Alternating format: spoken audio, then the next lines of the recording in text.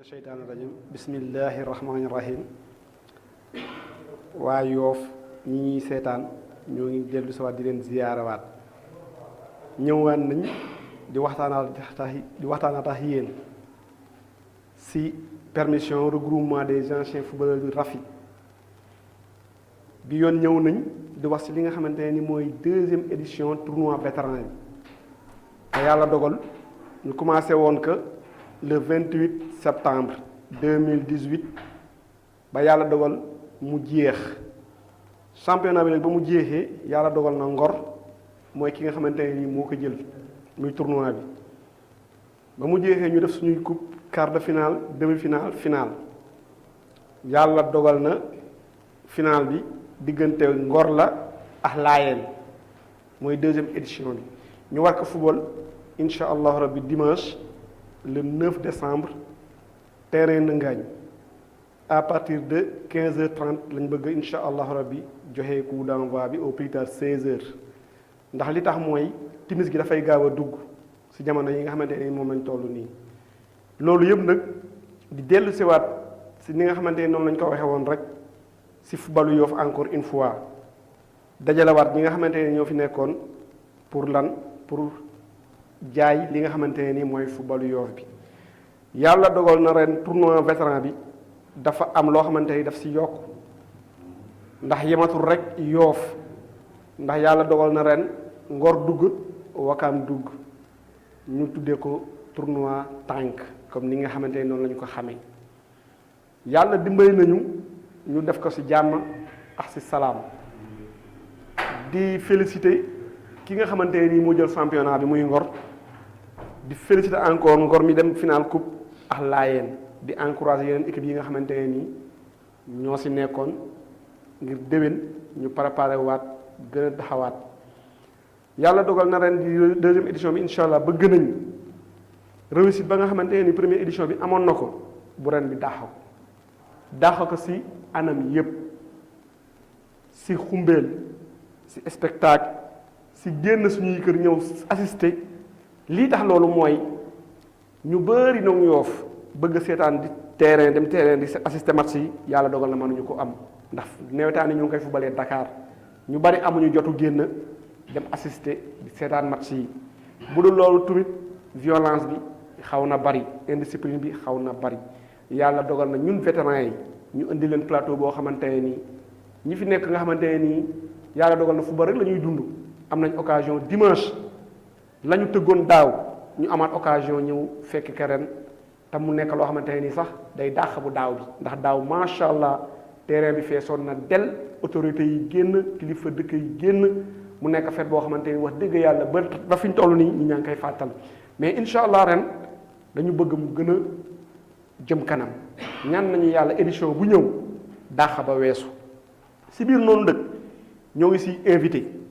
bépp kilifa bu nekk Yoof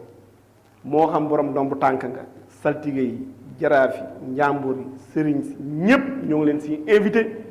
ñu ñëw les deux frères Yoof yi ñoo ngi leen si invité ñu ñëw ñii nga xamante ne ni ñooy suñuy mag ñu bokkaan naa ñoom li nga xamante ne moom la ñuy liggéey muy tournoi football bi invité nañ leen ñoom quartier yépp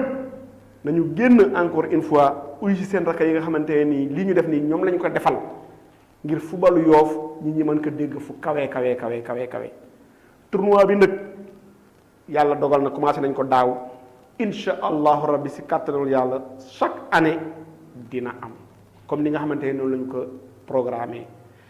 ma si gërëm balaa may joxe kàddu gi ku mel ni le président d'honneur regroupement RAFI muy El Hadji Biram Ñing encore une fois merci président Biram taxaw bi rafet na yéene gi rëy na macha allah jooyuñu dara ginnaaw loolu ñoo ngi gërëm di sant Khalifa Diène président APEXI ndax chaque mardi si locaux yi APEXI yi la ñuy def suñu réunion lépp lu ñuy def fa lañ koy defe ñoo ñi nga xamante ne ni ñooy techniciens yi nekk foofu di ay collaborateurs di liggéey foofu ñoom As ak ñoom Amar Ndiaye ñoom ñépp wax dëgg yàlla ay ndey binte ñoo ngi leen di ziara ñoo ngi leen di gërëm di leen sant si seen yaatu wane nañ ne Yoff rek ka leen ñor nañu yore APEXI ba tey ku nekk di ko dégg si àdduna noonu lañ bëgg ñun groupement des anciens footballeurs muy RAFI ñu yëkkatee turu Yoff noonu ba ku nekk tam di ko dégg donc ku mel ni ñoom Moussa Sène Baye Sey Lay Mansour Diouf Mucce Loré ku juum ku lim di nga juum ñooñu ñëpp ay anciens joueurs lañ bokk si ñun xëy na peut-être seen jot moo leen mayul ñu teew mais seen loxo wax dëgg yàlla moo ngi ñëw bu baax a baax a baax a baax a baax Ablaye Thiaw Mattu Ndoy Saw ñoo leen di gërëm di leen sant gis nañ seen taxawaay Dan Sarr bu Tongoor Dan macha allah depuis daaw ba léegi loo xam jogul si équipe bi du ma jóg nag di gërëm ku mel ni Mor Ndiaye encore une fois technicien doon koo xamante ne fu bari lay dund Mama Sow fu ñu xiire ñëw mun nañu acca bismillah maax yéen ñoo bokk Eusebio noonu Mbaye Diouf Dia noonu loolu fierté la si Yoff te dañu war a exploiter lu mel noonu ubbi bunte yi ba ñëpp mën a dugg ndax Yoff dafa yaatu fi mu nekk nii màgg ba nga xamante ne nii waratul yem rek si juróom-ñaari quartier yi te ñun wax dëgg yàlla noonu la ñuy liggéey ubbi bunte yi pour ñëpp ñuy ñaan yàlla ndëkk ñii nga xamante ne ñoo ñu magal doon ancien joueur bi mu fi tuddaat seen tur xam nañ seen bopp nañu génneel encore une fois comme daaw ni ñu ko defee parce que ñoom ñooñu fas yéene nañ leen defal ay décoration yoo xamante ne nii ay diplôme d'honneur la pour football bi nga xamante ne nii moom la ñu def si Yoff xëy na xale yi xamuñu leen ñun ñoo leen war a wone te dinañ ut quartier bu nekk ñoo xamante ne nii ñaari joueur la yoo xamante ne nii ancien joueur lañ ñu décorer leen si football bi nga xamante ne nii def nañ ko si Yoff yékki Yoff tur foo xamante ne nii fu kawee la mu nekk loo xamante ni seen mérite la ñooñu nag li ñu bëgg regroupement mooy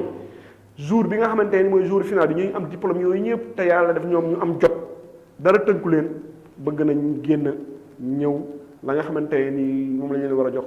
ñu jox leen ko si kanamu dëkk bi yëpp ñu wan leen ne ñii ñoo fi nekkoon démb barka démb fu ñu teg suñu tànk tamit ñoom ñoo la ñuy suivre encore une fois regroupement des anciens footballeurs Rafi. asalaamaaleykum waa Yoff maa leen nuyu yéen ñëpp di leen sant di leen gërëm. balaa may tàmbali ci liggéey bi damay gërëm sunu caméraman bi taxaw di leen ñaanal yàlla waa Yoff Mbollo TV vraiment liggéey bi ñuy def si Yoff rafet na trop kon ñu jara ñaanal la ndax dematunu SR2 dematunu Walfadjri ndax ñoom kon dafay jaadu képp ku yeewoo Yoff rek ñaanal leen seen te lii ñu taxawal nii yàlla defal leen ci jàmm ba ñu gis lu kawe seen jot ñoom yëpp yàlla mën na ko sañ ko yàlla na ko yàlla def barke yonent bi.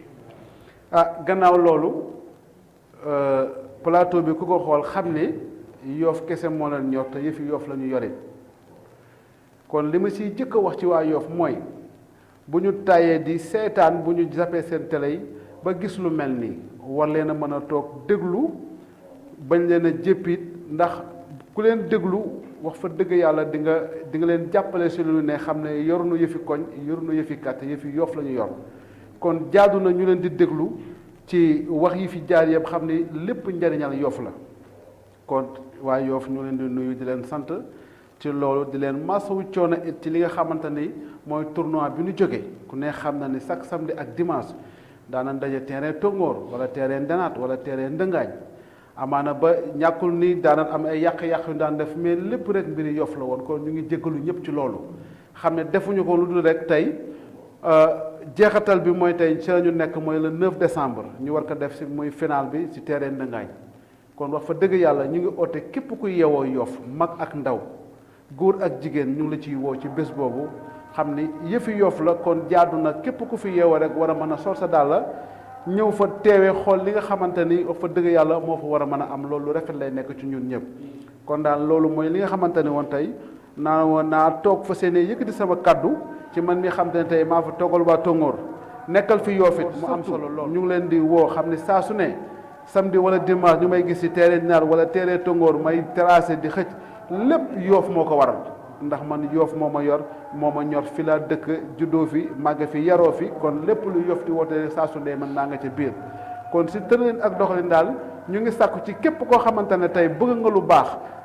ngay ñëw di jegañ regroupement bi parce que am na solo ndax lépp Yoff la kon ñu ngi ñaanal ñëpp ñu am ak wér ak fekke ak tal ba le 9 décembre ñun ñëpp ñu àndandoo dem terrain Ndëngaañ fas yéene seetaan Ngor ak Layeen ndax tournoi bi ñu doon def ñoom na yàlla dogal ñoom ñoo génn final kon ñu jël remercier la ñu jël seetaan lan kon ñu ngi sàkku ci teewaay ñëpp ci bés boobu muy le 9 décembre ñëpp war ko mën a fekke ñu tal ka ñu seetaan ka xam ne lépp Yoff la te dina am solo ñu fekk ka ndax loolu dina gën a leeral lënt yi nekk si diggante waa Yoff yi du len lu dul ñàkk a teew ak teewlu rek xëy na moo ko waral mais du len ñun ñëpp ñoo bokk ndey bokk bàyyi kon Yoff maa ngi leen di gërëm nga xamante di ne leen sant. daaw ba ren ñu ngi def di yëngu si lu yëngal di doxal footballu Yoff pour mu jëm ci kanam ren dafa bokk suñu deuxième édition ñuy préparer benn finale bu ñu defoon bu ñu organisé woon tournoi yi doon ko footballé entre terrain Ndëngaañ terrain Tongoor ak terrain Ndanaat wax dëgg yàlla ñuy félicité ñëpp beneen bi may jëkk a félicité mooy tous les participants équipe yëpp wax dëgg yàlla ñu ngi leen di félicité si seen teewaay ak si seen motivation ak ndi njàppe tournoi bi amaana nag dina am ay dérives yoo xamante ni du ñàkk mais lépp lu ci waay def rek ñu ngi la koy jégal te xam ne nit mooy toll foofu beneen bi ñuy gën a gërëmaat mooy étranger yi ñu amoon suñuy mbokk yi waa Ngor ak waa Wakaam parce que ñooñu aussi vraiment aussi bi ñu ñëwee ci tournoi bi joxe nañ ab cër joxe discipline vraiment li ñu doon séntu si ñoom yëpp gis nañ ko donc ñu di leen ñaanal la prochaine fois aussi vraiment ñu xam ne rek duñ leen bàyyi ñoom ba faw leneen li may waxaat mooy tournoi bi ñuy def nii day nekk chaque année donc chaque année itam yàlla ngi dimbali ñu ngi si am ay résultats yu positif donc yàlla na yàlla def mu gën a taxawee ci noonu lépp pour regrouper Yoff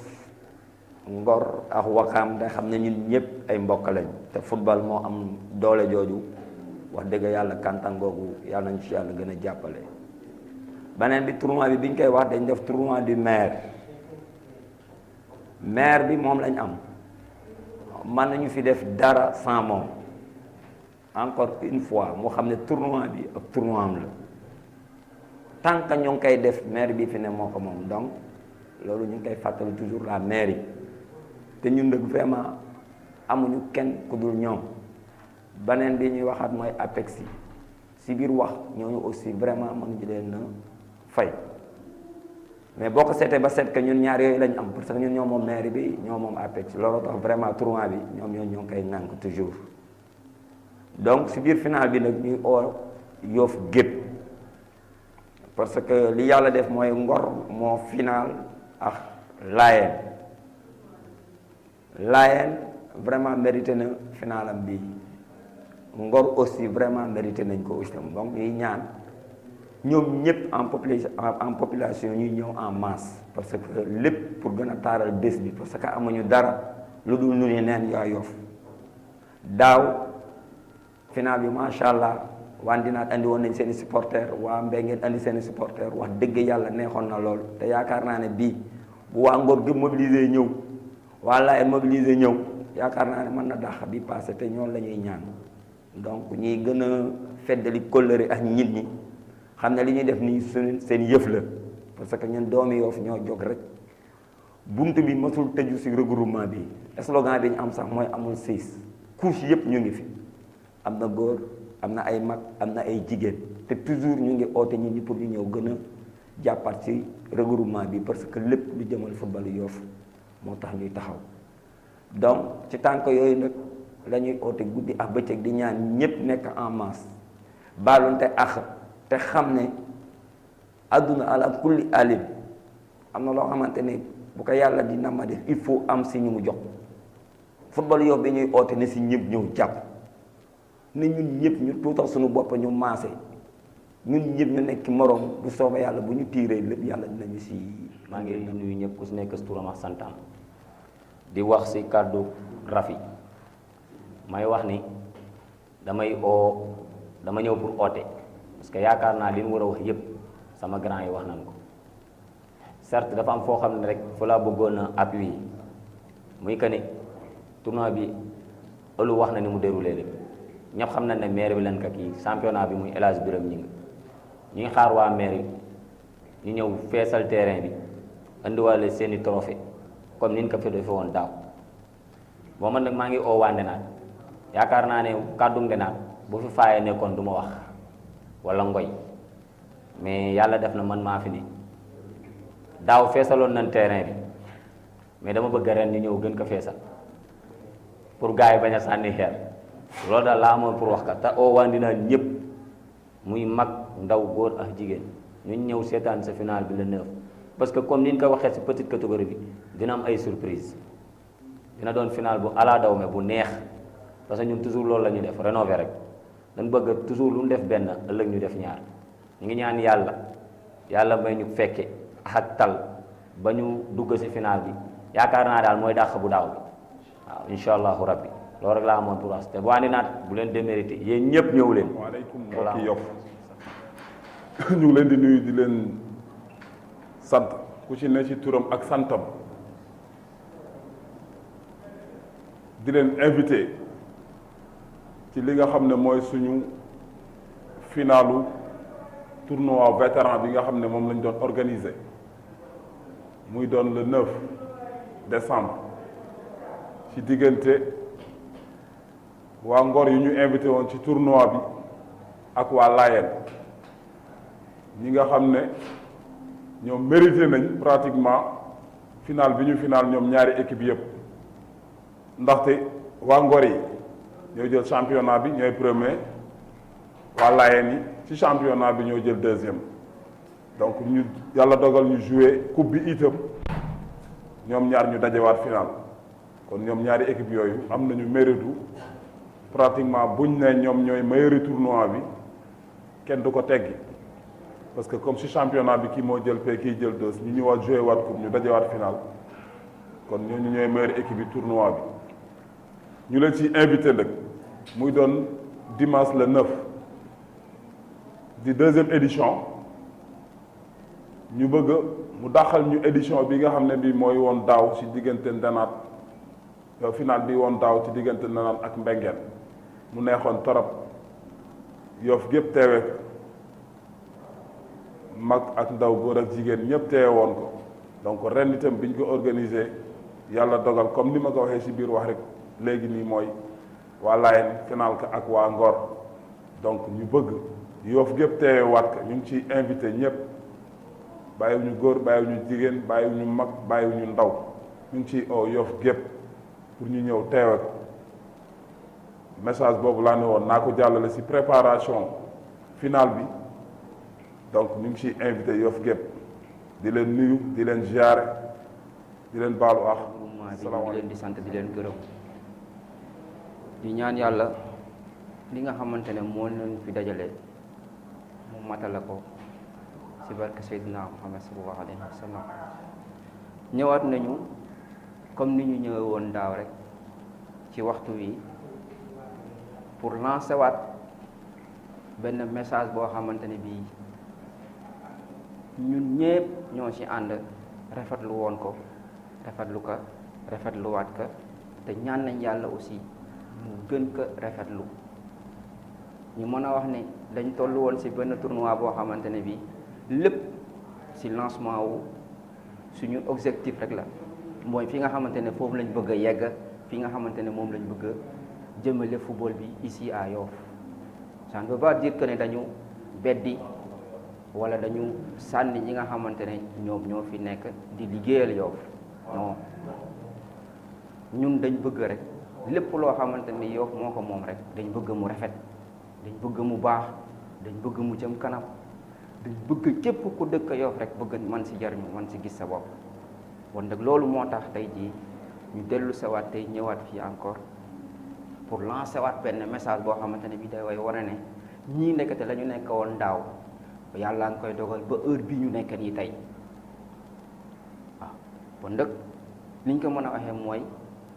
tolluwaat nañ ci final bi encore final bi mooy le 9 décembre entre Ngor ak Layeen te ni ñu ko waxee noonu lañ ko bëggee mooy dañu bëgg lépp loo xamante ne defoon nañ ko daaw rek yàlla may nañu def lu ko ëpp ren ji te gis nañu ñoo xamante ni ñu ngi ñuy jàppale fii ci Yoff duñu wax duñu tudd tur nag man moom du ma tudd tur mais képp koo xamante ne teg nga sa loxo ci association bi rek ñun xam nañ la te ñu ngi lay sant di la gërëm dañu nekk ci milieu boo xamante ne bii nag boo tuddee kenn rek boo bàyyee ki ci des ñu ne ah comme tudd nañ diw tudd ñu ma man suma yoon du ci nekk mais nag ñëpp ku ci jàpp ak ku ci jàppul ñu ngi lay gërëm di la sant parce que ñiy jàppul xëy na amuñu foo xamante ne fii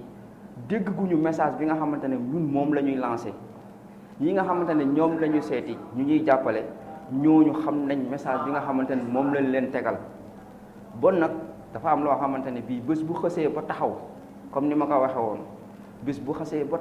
taxaw ci la ñuy doog a xam ne ndekete ñii kat lii lañ doon dox lii la ñu doon dox mais nag lu sotti rek am na borom waaye nag nañu ñaan yàlla mu nekk njëriñu ñëpp njëriñu Yoff gépp bañ a nekk njëriñoo xamante bi fay nekk njëriñ personnel te bu nekkee personnel rek am fuñ ko féetale te man de wax dëgg yàlla su dee personnel rek du ma si dugg bon nag final bi nga xamante ne moom la ñuy lancé fii dañu bëgg waa Yoff ñëpp ñëw ñëpp laa waxuma waa Layeen ñëw wala waa Ngor ñi ñëw wala waa Naan ñi toog seen kër ndax daanoo bokkuñu si non ñun waa Ndëngaañ diggante li ko tale si Kaap ba Tongoor dañ bëgg ñëpp ñëw toog ñi fay ñëw fekk leen fa wala ñooñu ñëw ñoom ñu fekk leen fa ñu def final boo xamante ne bu mucc ayib bu neex bu ñëpp di rafetlu vraiment mu nekk loo xamante ne lii dina ñëpp dinañ si kontaan ba bu ëllëgee ñi sax dañuy sawar pour ñu organiser waat ko ba nag pour bañ a guddalaat encore une fois damay ñaan yàlla ne ñëpp teew lii mooy du publicité parce que booy publicité dafay mel ni da ngay publicité produit te ñun publicité wu ñu produit lancement rek la ñuy def boo xamante ni bi dañuy yëgal ne waa Yoff defoon nañ tournoi te ñu ngi toll ci final bi donc final bi dañ bëgg ñëpp ñëw ko jot sa carte ak ka jotul yëpp dañ bëgg nga ñëw ci final bi dooleel ñu te xam ne ñun dañu jóg pour liggéeyal waa Yoff ci wàllu football. mbokki Yoff ñu ngi nuyu vraiment ñii di seetaan ñëpp Yoff mbooloo di leen gërëm ñoom seen bopp vraiment defe naa ñi ma devancé wax neen ci ñoom vraiment c'est un partenaire sûr par rapport ak li nga xam ne ñun moom lañ nekk di ko liggéey donc si ñun sax lañ bokk defe naa loolu lañ mas a wax ñoom lañ mas a gëm moom lañ mas a taxawee entre regroupement Rafi ak Yoff mbooloo vraiment di ñaan yàlla avant ñu dugg ci waxtaan bi kànd boobu yàlla na ko yàlla gën a dëgëral vraiment ñu ngi rafetlu trop seen taxawaay en l'occurrence seen patron Papa Ndiaye Sias di ko gërëm parce que vraiment jote am na moom jotaay mais lim ñu waxoon yëpp teggu ci dara lu ëpp sax la ci def donc daal vraiment ñu ngi naan yàlla gën ko dëgëral lépp luy yàq ak saytaane yàlla musal ko ci musal ñu ci donc foofu laay débuté di rafetlu vraiment ñi ma devancé li ñu wax yëpp rafet na lool donc defe naa dañ ma wóolu jox ma jox kàddu rek ngir ma complété wala ma wax loo xamante ne jotuñ ko wax parce que nit moom dafay faay donc si loolu ñu ngi gërëm ñi nga xam ne ñoom def à notre disposition les terrains ñu ngi gërëm les présidents d'ASC muy ASC Ndëngaañ vraiment ñooñu ñëpp dañ leen bind avant ñuy commencer tournoi bi te li ñu waxoon ak li ñu mettroon à notre disposition tegguñu ci dara ñi fi taxawal waa Ndëngaañ aussi rafetal neen ko lool di gërëm waa Tongoor ñoom moom mention spéciale chaque jour la ñuy wax parce que Tongoor boo xool ni mu demee moom moo tax chaque jour ñu leen jox mention spéciale parce que seeni mag ñoom ci terrain bi la ñuy toog fa la ñuy kàmbi suuf loolu lu fa xew lu ne ñoom xam nañ ko lu ñuy jubbantu ne parce que ñoom ils ont à l'œil tout donc ñu ngi leen di gërëm di leen sant ñoom vraiment responsable samedi matin responsable dimanche matin les grands yi ñoom pas kii noo tudd ça pas Omar ñu ngi koy nuyu Boy Seck ñu ngi leen di nuyu pas Aze ñoom ñëpp daal ñu ngi leen di ziar di leen nuyu ak góor yi nekk ci mbaar ma yëpp ñun chaque jour ñu ngi feddali suñu nuyu ak seen ziar ci ñoom parce que vraiment suñuy partenaire leen quoi di ñaanal yàlla aussi vraiment Radi bon moom ku safoo regroupement bi la yàlla na ko yàlla defal tan ak wér yàlla delloo si ko waar si mbir mi di gërëm waa Ndenaat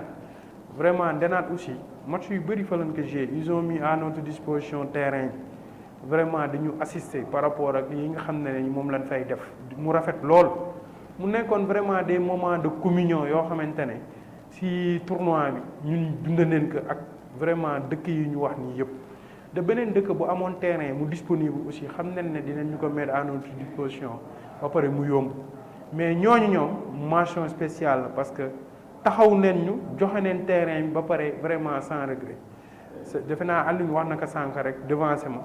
moom mooy am ndaje nag fu muy am compétition am sooxee du si ñàkk ñu ngi tamit vraiment di jéggalu di sukk sunu tànk di jéggalu ñëpp ñoo xamante ne vraiment tooñ am na si daal vraiment jéggi am na si parce que loolu du suñu yéene moom mooy regroupement bi mu juddoo pour vraiment le football de Yoff ni mu demee ñu def si seen pierre à l'édifice mais loolu defe naa doomu Yoff bu ne war na ko mën def boo amee incompréhension par rapport ak certaines personnes vraiment ñun bëggewuñu ko noonu gisewuñu ko noonu li ñu tax a jóg mooy liggéeyal football bi da ku ñu yaatal ak ku ñu yaatalu ñun on est des hommes de Yoff dañuy vraiment dina liggéey pour football bi ñun nag dañ am nag suñu wàlla boo xamante ne chantier boo xamante ne moom lañ bëgg a taxaw dox ci chantier boobu nag lan defi tournoi bi nag pour dajale ñëpp ñoo xamante ne ils ont l'âge requis ak ñoo xamante ne ay sympathisants leen parce que su ma nee l'âge requis yam si rek ñii di seetaan gënoon a animer tournoi bi booy xool sax coach équipe yenn yi matuñu woon donc si je prends en l'occurrence Ngaparou Libaas Ndiaye moo fa nekkoon coach matul vétéran bare nekk fa coach donc si ñi nga xam ne ñoom ñoo doon diriger defe naa daaw géej nguuj la woon bon pour wane ne nit ñi ni ñuy vraiment amee suuxa ñëw vraiment seetaan tournoi bi ne tournoi boo xamante ne bu leen soxal la da ñëpp gis ci seen bopp ren nag innovation bi ci am wax neen que doon invité Ngor invité Wakaam ñoom aussi ñu ñëw taxawaay bu rafet lépp ñu ngi ko defoon ci yaatal ci esprit tànk ci lébu gi li ñu bokk donc noonu lañ ko yaatale ba Ngor ñëw participer Wakaam ñëw participer Ngor première édition bi fi amoon nga xam ne ni dinañ gërëm benn góor boo xamante ne vraiment bu ne li naan le précurseur du tournoi vétéran moom la muy Baye Binna moom yamul rek ci gunge ñu dafa bokk ci biir daf ñuy digal daf ñuy orienté daf ñuy wax oui daf ñuy wax non daf ñuy wax moytu leen daf ñuy wax def leen te lu mu wax rek vraiment nañ ci taxaw beneen bi Pabas le sage moom chaque jour chaque samedi muy suba ak ngoon chaque dimanche muy suba ak ngoon il est là-bas au terrain moom moo nekkoon sax vraiment le délégué de tous les matchs moom moo doon délégué bi defe naa bu ñëwul moom mooy bi soxna si jógee manqué wu quelque chose comme ça benn gante boo xamante ne benn semaine la woon bu dul loolu tous les 4 mois il est toujours présent di leen ñaanal yàlla wér muy max ñoo xamante ne dañuy gunge ñoom xoolal sans contrepartie parce que ñooñu ce sont les hommes du football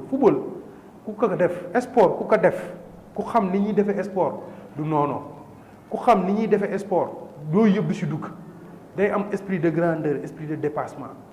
donc malheureusement nag Yoff ñu wax ko ñu ñàkk ko wax le sport va mal donc nag vétérans yi mu ngi oo ñëpp di leen boole seen bopp vétérans yi mu ngi dem si ñëpp toutes les instances du football fu ñu mën a am seen xalaat jëf ko fa seen doole jëf ko fa seen xam-xam boole ko fa parce que lan au-delà de tout on est des hommes de Yoff au-delà de tout personne n'est plus méritant que ñii si nekk ñëpp ku nekk porté nga les maillots de sa dëkk ak les maillots de espoir de Yoff yóbbu nga ko fenn na fi jaral na la leen na li donc pour vous dire que ne rek ñooñu ce sont des pratiquants donc pour vous dire que ne ñooñu ils ont le droit à la parole à certaines choses donc foofu noonu laa doon introduire par rapport lan moo waraloon tournoi bi ñu wax ci footballu Yoff ñu jëf ci footballu Yoff jéem ko jëli fii mu ne yóbbu ko palier boo xamante ne palier bu am solo la donc si noonu lañ organiser tournoi bi ça nous permettait ñu def information à chaque jour on pouvait faire l'information par rapport suñuy mébét suñuy bëgg-bëgg au-delà de ça président wax na ko moom mooy les réunions qu'on faisait à chaque mardi à Apexi bi ñu commencé ba léegi bàyyiwuñu ko defe naa bu ñu ko décalé rek week-end lañ ko décalé woon boobu tournoi amul woon pour permettre certaines personnes ñu ñëw bu dul loolu bi ñu commencé ba léegi on est à la concertation on est à l'échange et on est à la communication chaque jour moom la ñuy def donc moo tax ñu ñëw teew fii nii di waxaat ak yéen di leen invité ci final bi boo xamante ne dëkk yi ko defoon muy Laayeen Ngaparou Mbengeen Daagudaan Nëngaañ Ndenaat Tongoor Ngor ak Wakaam muy 9 équipes ñoo xamante ne ñoom ñoo joué en format championnat Ngor jël ñu ñëwaat joué waat coupe 8 équipes yi ñu génne kenn joué coupe ñu joué ba ñu dem final muy yàlla dogal mu nekk Layène ak Ngor donc ñii si bokkoon yëpp ñu ngi leen wax ne liñ samedi bi ñu doon sacrifié ak dimanche bi di ñëw bii yoon nag lañ gën a soxlaa seen teewaay parce que ñoom ñooy les premiers invités tous les pratiquants ñii mës a bokk si feuille de match bi ñii mës a ñëw seetaan ñëpp ñoo ñu ngi leen invité parce que ñoom ñoo ko moom nañ ñëw vraiment ñu taaral bés bi ñu vraiment ñu joxe un bon exemple di leen invité ñoom ñëpp mooy le dimanche 9 décembre au terrain de Ndangaañ bu soobee yàlla dinañ xam ne dinañ am final bu soobee yàlla bu neex beneen chose bi si am moom mooy bi ñu prévoir a def moom mooy le grassroots El Baye moom c'est un spécialiste en ça grassroots boo ko déggee moom mooy faire jouer et animer des séances si pour 100 personnes wala plus de 100 personnes si carré bu ndaw si terrain bu ndaw donc on va appeler toutes les écoles de football yi bokkoon ak ñi mënu woon ñi ñëw ak ñëpp ci tournoi détection bi ñoom ñëpp dañ leen oowaat pour ñu ñëw ñu def le grassroots ñu animer final bi joxe looyu foofu par rapport école de football yi bokkoon taaral bés bi vraiment mu nekk loo xamante ne feetu Yoff la comme que feetu Yoff la nag waa Yoff nañu jënd comme que feetu tànk la waa Ngor nañu ñëw comme que feetu tànk la waa Wakaam nañu ñëw ak tous les environs moom mooy toute la sphère communale ñu ngi leen di oo le préfet ñu ngi ko fàtte c'est un partenaire sûr sous-préfet bi madame Traoré moom vraiment chaque jour lu ñuy def moom mu ngi si tournoi bi nag dafa am lu ñuy fàttali ñun amuñu problème tournoi bi ñu ngi ko tuddee le tournoi du maire de la commune de Yoff c'est-à-dire que nag moom mooy maire bi fu mën a nekk Abdoulaye Diouf Sarr lu fi tëgg dina tas ku fi nekkoon dina fi jóge li ñu bëgg moom mooy Rafi continuer Rafi gën a dund donc tournoi bi ñu fas yéene di ko def saa su ne tournoi boobu nag mooy maire bu fi nekk moom lañ koy tudde bon mu indi si moom lañ koy tudde mu ñàkk si indi moom lañ koy tudde de incha allah yàlla baax na da nekk ndaw Yoff ñu xam ne mooy autorité bi dañ koy delloo njukkal par rapport à ça